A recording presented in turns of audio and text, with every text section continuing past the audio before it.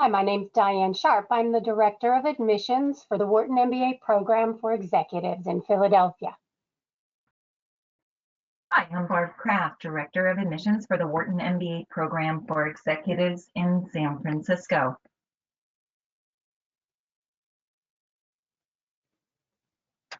So why do we require essays at the Wharton School? The essays are another piece of the application and another additional way for us to get to know you. We're not just interested in test scores and job histories. It's much more than that. The essays give us another holistic overview and help us learn different things about you, like your background, why you want an MBA, why in particular this time is right for you.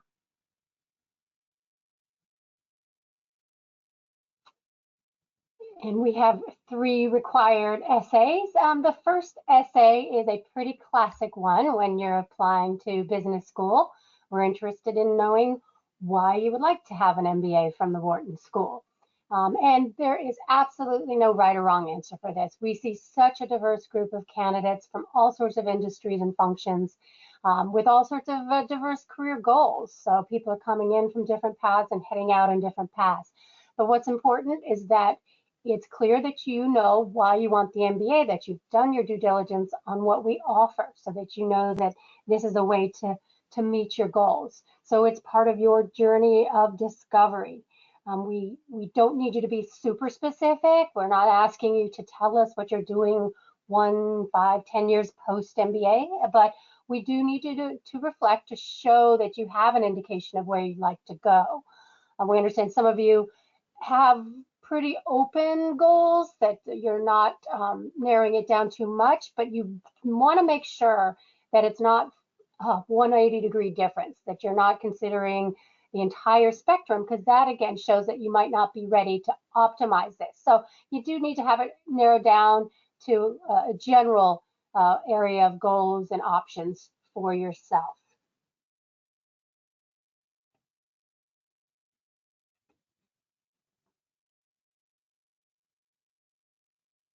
And this is a new essay question for us this year. We really wanted to include this question to give people an opportunity to pause and think and reflect on this particularly challenging year and how perhaps it's impacted you. Times of uncertainty can be very defining for us. And let's stop and think about, how this year has shaped you. Has it changed you personally, professionally, as a leader? Have there been particularly defining moments? If so, we'd love to hear this through this essay.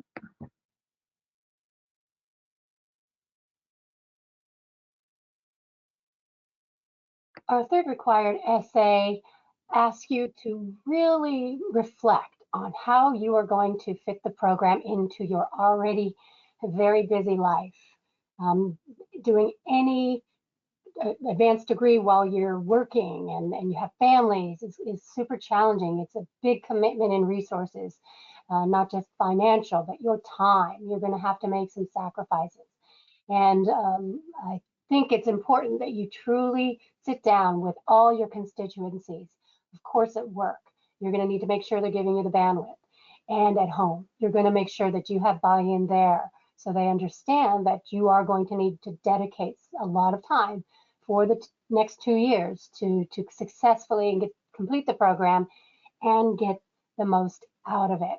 Many people are really actually surprised when they read this question initially. They think, okay, I know I can fit it in. But as they sit down and look at their schedules and all the different demands, they realize they really do have to be organized about it and really make sure that they've gotten all approvals and okays made for moving forward, because we hear from our students, on average, you're going to spend about 20 hours of time each week in between the days you're on campus, studying, meeting with your team, and really getting all the work done, doing your reading.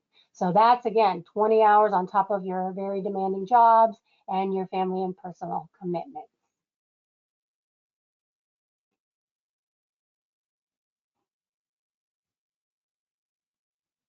the optional essay. This is essay number 4, and we do refer to this as optional because it is truly optional. Only use this if you have some type of extenuating circumstance that perhaps was not addressed in the other 3 essays. For example, were your undergraduate grades not what you hoped they would be? Was there a particular reason for that? Was there an illness or something along those lines that had a major impact on you? The other thing, maybe there's a gap in your work history and there's a good explanation for that. Use this essay for that purpose. This is not an essay to be used. We don't consider it an extenuating circumstance if you had straight A's and got a B. That would not be a reason to use this essay.